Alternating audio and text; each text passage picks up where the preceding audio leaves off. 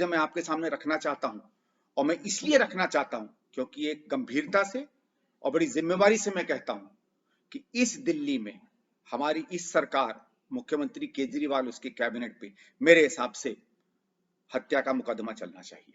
और क्यों करना चाहिए वो मैं तथ्य आपके सामने रखता हूं।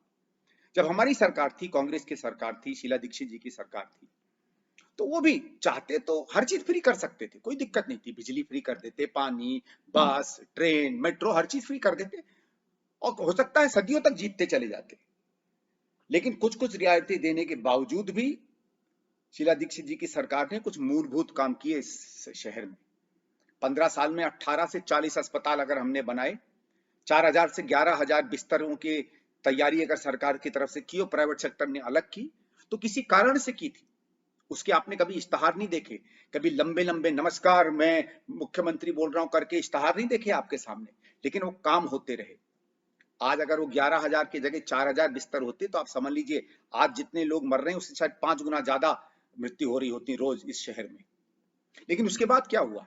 ठीक है, 2013 में आपको फ्री बिजली पानी चाहिए था ना, आपने हरवा दिया हमको, कोई दिक्कत नहीं, सलाम है आपकी। कभी कभी प्राथमिकताएं बदलती हैं, आपको लगा कि नहीं बहुत हो गया विकास, अब कुछ और रास्ते चलते हैं।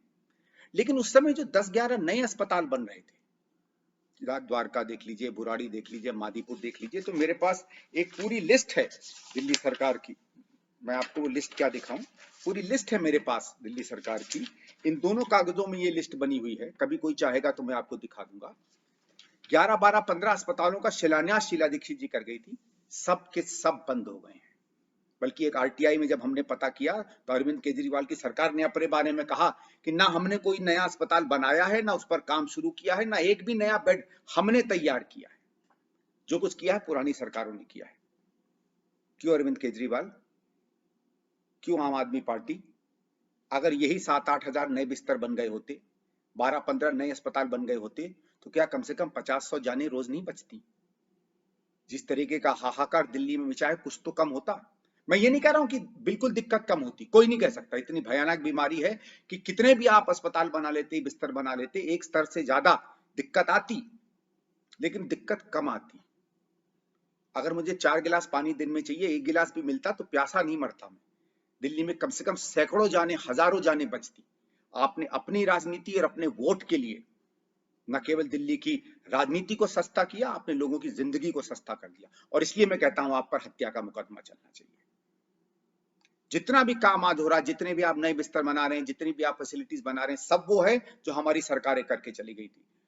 और ठीक है, कुछ भी हम लोग कह लें भारत सरकार का, आप तो रोज रोना रोते हो बिगड़े हुए बच्चे की तरह कि भारत सरकार ने काम नहीं करने दिया, काम नहीं करने दिया। रोज तो आप भारत सरकार के ऊपर लांछन कसते हो, रोज तो आप भारत सरकार पे 10 बार प्रेस कॉन्फ्रेंस करते हो।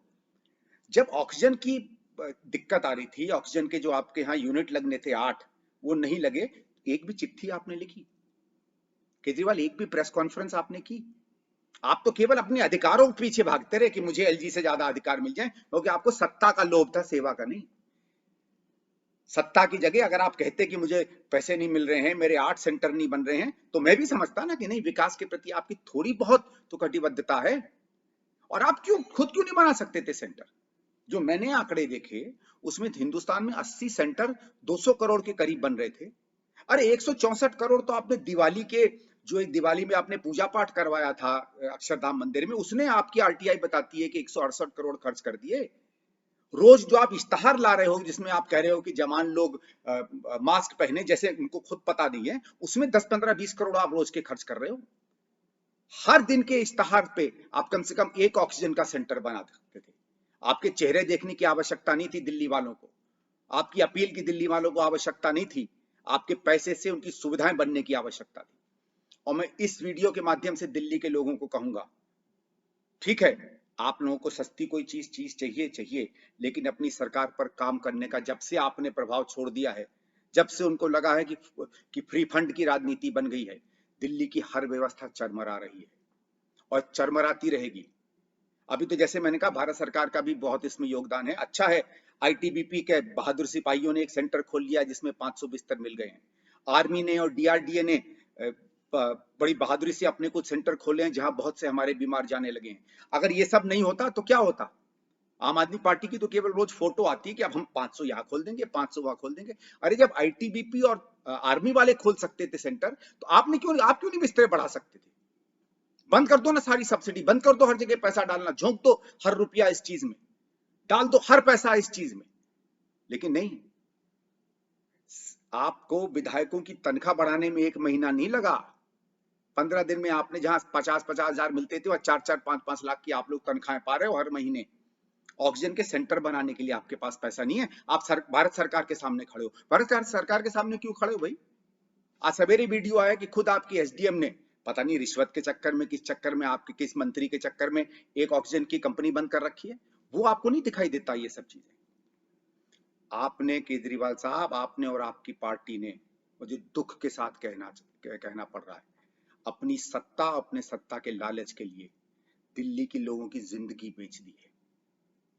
मैं आशा करता हूं कि आने वाले समय में दिल्ली का नागरिक उठकर विकास मांगेगा, जिंदगी मांगेगा, सिर्फ आपकी सस्ती राजनीति में बहेगा नहीं।